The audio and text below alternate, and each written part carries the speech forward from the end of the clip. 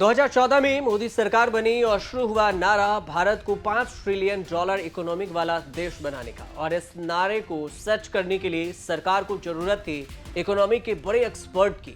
सरकार की इसी खोज से निकले डॉक्टर कृष्णमूर्ति सुब्रमण्यम। और मोदी सरकार के फर्स्ट टर्म में डॉक्टर सुब्रमण्यम को धमाकेदार प्रमोशन मिला। देश के सबसे यंग मुख्य आर्थिक सलाहकार यानी कि चीफ इकोनॉमिक एडवाइजर नियुक्त हुए। उन्होंने एक और सुब्रमण्यम अरविंद सुब्रमण्यम की जगह ली जो 2014 में सरकार बनने पर चीफ इकोनॉमिक एडवाइजर बने। और इसी पद पर 1972 में मनमोहन सिंह, 2012 में रघुराम राजन नियुक्त हुए थे। 2018 में 3 साल के लिए 2021 तक चीफ इकोनॉमिक एडवाइजर रहे कृष्णमूर्ति सुब्रमण्यम। 2022 में टर्म पूरा हुआ तो सरकार ने इंटरनेशनल मॉनेटरी फंड में भारत को प्रतिनिधि बनाकर भेजा। 3 साल तक टर्म अक्टूबर में खत्म होना था, लेकिन 30 अप्रैल को कैबिनेट कमेटी ऑन अपॉइंटमेंट ने सर्कुलर निकाला जिसमें बिना कोई कारण बताओ सेवा खत्म करने का अनाउंसमेंट हुआ। कृष्णमूर्ति सुब्रमण्यम वाले एग्जीक्यूटिव डायरेक्टर वाले जो पोस्ट थे उस पर परमेश्वरन अय्यर की पोस्टिंग हो गई। और अब सुब्रमण्यम को लेकर चर्चाओं अटकलों का भयंकर बाजार गर्म है। क्या बात हुई है कि इतने बड़े आदमी को इतने बड़े पद से सरकार ने अचानक हटा दिया, क्यों ये पता नहीं। सरकारी सर्कुलर में termination of services with immediate effect लिखा हुआ है, यानी तत्काल प्रभाव से हटाया जाए। कई दिनों तक यह खबर दबी रही, लेकिन जब आईएमएफ की वेबसाइट पर इंडिया ईडी वाले कॉमन में नाम खाली मिला तो फिर हल्ला शुरू हुआ। 2 मई को सुब्रमण्यम को अमेरिका में भारत में इन्वेस्टमेंट अपॉर्चुनिटी पर भाषण देना था। अचानक से आयोजकों ने एक्स पर अनाउंस किया कि इमरजेंसी के कारण सुब्रमण्यम नहीं आ पाएंगे। 4 मई को चर्चा तेज हुई कि सुब्रमण्यम टर्मिनेट किए गए हैं।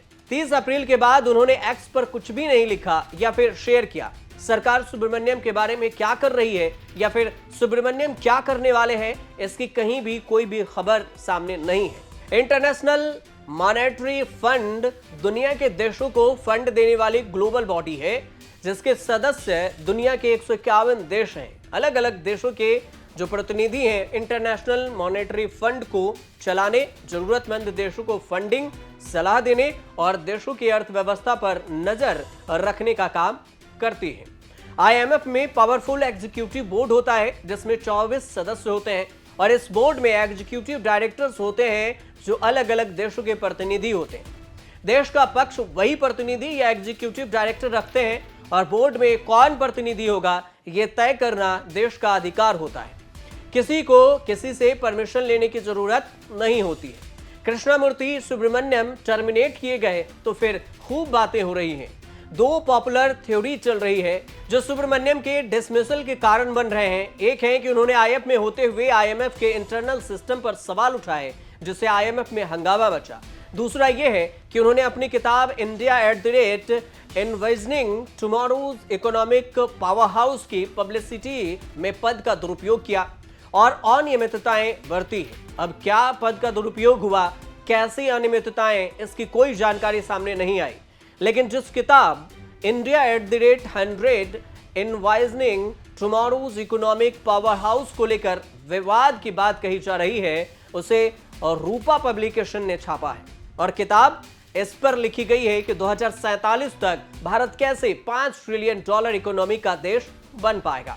किताब छपने के बाद सुब्रमण्यम किताब गिफ्ट करने के लिए प्रधानमंत्री नरेंद्र मोदी, राष्ट्रपति द्रौपदी मुर्मू से मिले भी थे।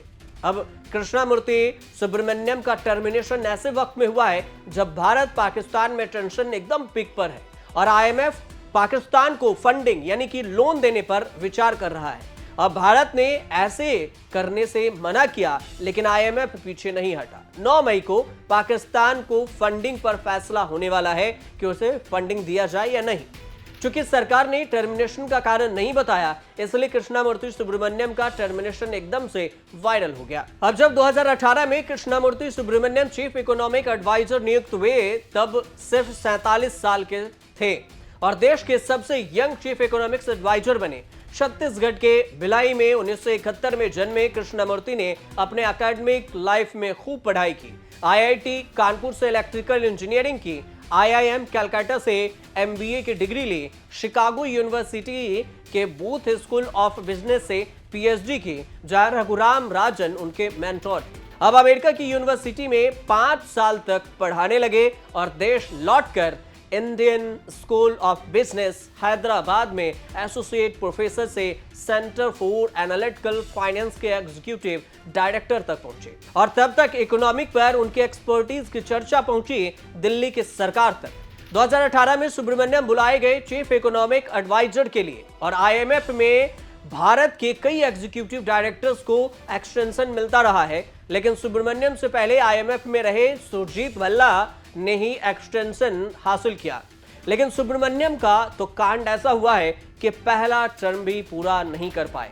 अब आगे क्या कुछ होता है ये आने वाले वक्त में पता चलेगा। फिलहाल आपको क्या रिपोर्ट कैसे लगी हमें कमेंट कर जरूर बताइएगा, और अच्छी लगी हो तो हमारे चैनल से जुड़िए, चैनल को सब्सक्राइब कीजिए, शेयर कीजिए, कमेंट कीजिए और देखते रहिए न्यूज़ तक।